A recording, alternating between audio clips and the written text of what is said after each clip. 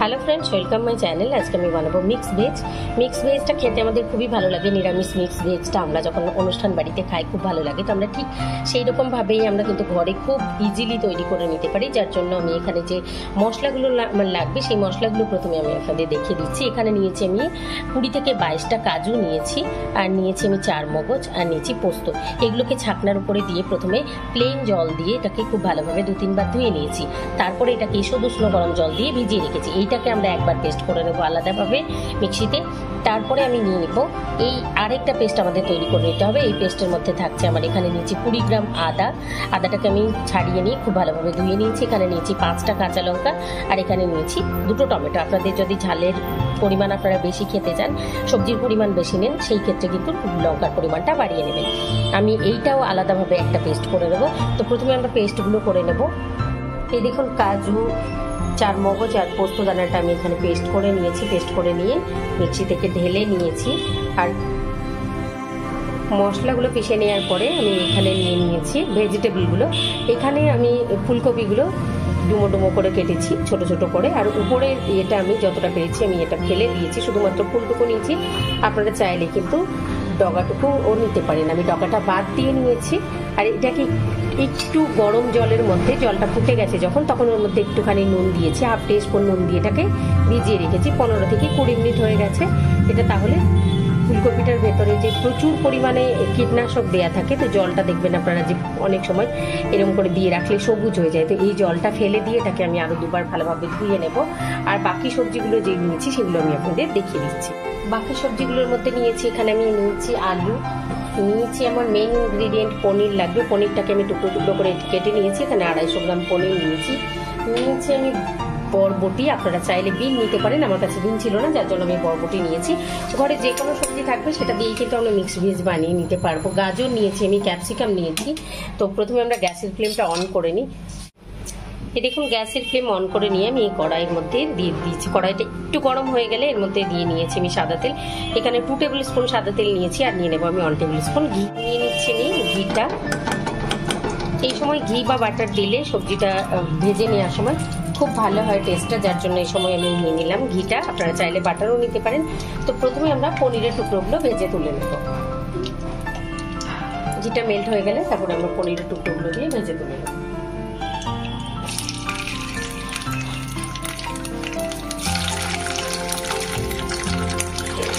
দিয়ে দিচ্ছি পনিরের টুকরোগুলো।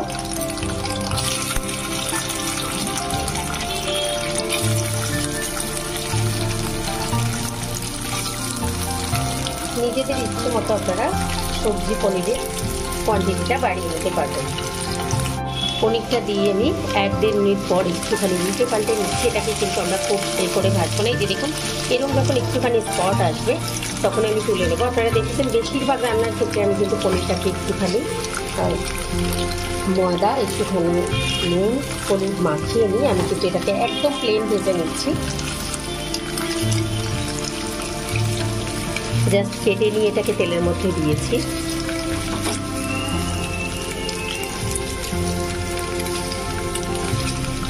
আর পনিরটাকে আমরা বেশি ভাজবো না, নাহলে শক্ত হয়ে যাবে, পনিরটা স্টিক হয়ে যাবে।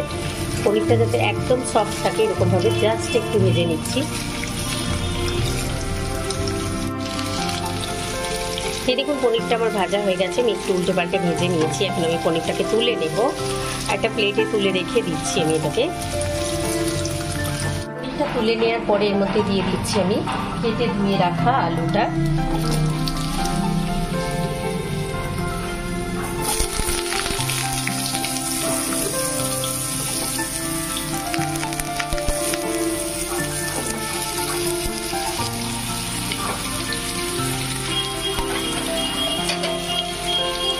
দিয়ে দিয়েছি। আলুটা দেওয়ার পরে এর মধ্যে দিয়ে দিচ্ছি আমি বরবটিটা।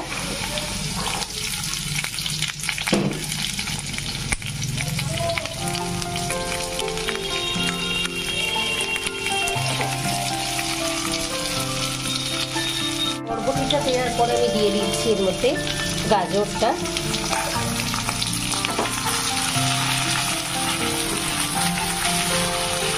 এবার এটাকে আমি 5 থেকে 7 মিনিট মতো মিডিয়াম লো ফ্লেমে ভেজে নেব।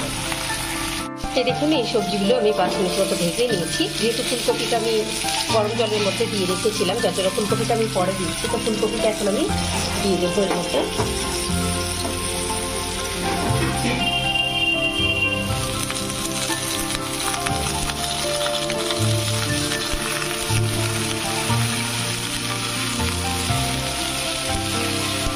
এবারে এর মধ্যে দিয়ে দেবো নুন হলুদ। আপনারা চাইলে কিন্তু এটা সাদাও রান্না করতে পারেন হলুদ ছাড়া, কিন্তু আমি একটু হলুদ দেবো, দেখতে ভালো লাগবে, যার জন্য আমি একটুখানি হলুদ করবো।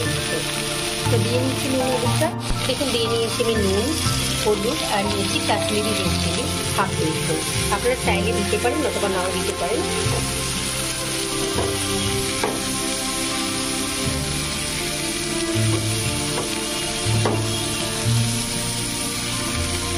নিয়ে এটাকে 2 মিনিট ভেজে নিয়ে এটাকে তুলে দেবো। সবজিটা আমার ভাজা হয়ে গেছে, এখন আমি সবজিটা তুলে নেবো। খুব সুন্দরভাবে ভাজা হয়ে গেছে, এখন আমি সবজিটা তুলে নিচ্ছি একটা বোলের মধ্যে। সবজিটা ভেজে আমি তুলে নিয়েছি এই বোলের মধ্যে। আর এখন এর মধ্যে নিয়ে নিয়েছি যে তেলটা বাঁচা ছিল, এর মধ্যে আরও 1 টেবিল স্পুন মতো সাদা তেল নিয়েছি। নিয়ে এর মধ্যে নিয়ে নিয়েছি আমি 1/4 টিস্পুন চিলি ফ্লেক্স। আপনারা চাইলে একটা শুকনো লঙ্কাকেও 2 টুকরো করে দিয়ে দিতে পারেন। এইবারে এর মধ্যে দিয়ে দেবো আমি মশলাগুলো।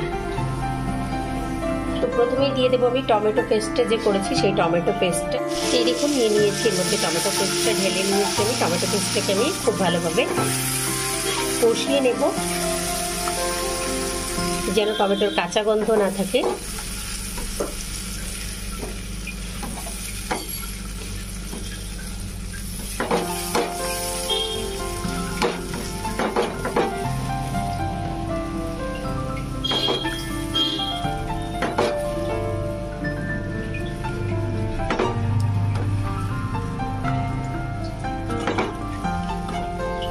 এটাকে 3 থেকে 4 মিনিট মতো কষিয়ে নেব। এর উপরে যখন এরকমভাবে তেলটা ভেসে উঠবে, মানে টমেটো পেস্টটা আমাদের সুন্দরভাবে কষানো হয়ে গেছে, তখন আমরা দিয়ে দেবো বাকি বাদাম পেস্টটা পুরোটা। তো দিয়ে দিচ্ছি এর মধ্যে পেস্টটা।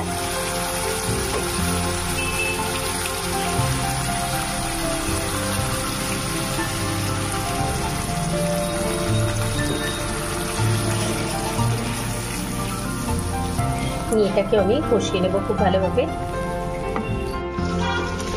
বাদাম বাটাটা দিয়ে কষানোর সময় আমি আরো একটু নুন হলুদ অ্যাড করে দিয়েছি এর মধ্যে। এটাকে খুব ভালোভাবে কষিয়ে নেব উপরে তেল উঠে আসা পর্যন্ত। যখন এরকম ভাবে বাদাম বাটাটা নাড়াতে নাড়াতে সুন্দরভাবে তেল উঠে আসবে, দেখবেন তলায় কিন্তু বাদাম বাটাটা দেওয়ার জন্য ধরে আসবে। এটা কিন্তু কন্টিনিউ নাড়াতে থাকতে হবে, মিডিয়াম লো ফ্লেমে আমি কিন্তু এটা নাড়িয়ে নাড়িয়ে দেখুন কষিয়ে নিয়েছি, খুব ভালোভাবে তেলটা ভেসে উঠেছে। তো এখন আমি এর মধ্যে দিয়ে দেবো ক্যাপসিকামটা। ক্যাপসিকামটা কিন্তু আমি ভাজার সময় দিইনি, আপনারা চাইলে একদম লাস্ট মধ্যে দিয়ে দিতে পারেন। ক্যাপসিকামটা খুব নরম হয়ে গেলে কিন্তু ভালো লাগে না সবজির মধ্যে, যার জন্য আমি তখন দিইনি। এখন দিয়ে দেবো এর মধ্যে ক্যাপসিকামটা। ক্যাপসিকামটা দিয়ে আমি একটু নাড়িয়ে নিচ্ছি।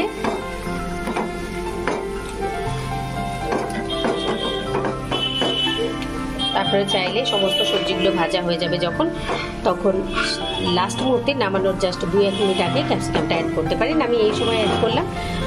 এটাকে একটু নাড়িয়ে নিচ্ছি। এবারে আমি এর মধ্যে অ্যাড করে দিচ্ছি সমস্ত সবজিগুলো। ক্যাপসিকামটা দিয়ে আমি 1 মিনিট মতো 1 থেকে 1.5 মিনিট মতো নাড়িয়ে নিয়েছি। এবার সমস্ত সবজিগুলো অ্যাড করে দিচ্ছি এর মধ্যে, ভেজে তুলে রাখা সবজিগুলো। নিয়ে এটাকে মশলার সঙ্গে 2 থেকে 3 মিনিট মতো কষিয়ে নেব খুব ভালোভাবে। আর এটা যেহেতু নিরামিষ, মানে একদমই নিরামিষ, এর মধ্যে কিন্তু জিরে ধনে কোনো কিছুই যাবে না।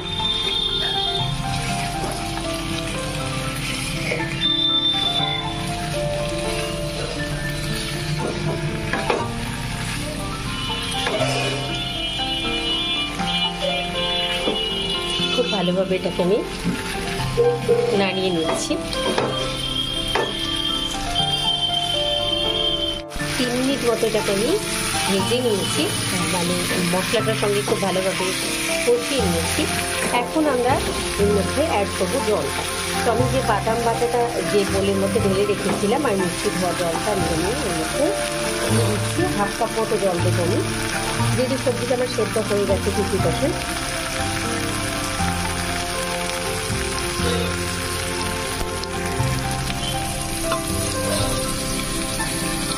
জলটা অ্যাড করে দিলাম আমি। জলটা অ্যাড করে দেওয়ার পরে আমি এর মধ্যে দিয়ে দিচ্ছি গরম মশলার গুঁড়ো। গরম মশলা বলতে আর এলাচ আর দারচিনি এখানে রয়েছে আমার গুঁড়ো করা, এটা আমি অ্যাড করে দিলাম।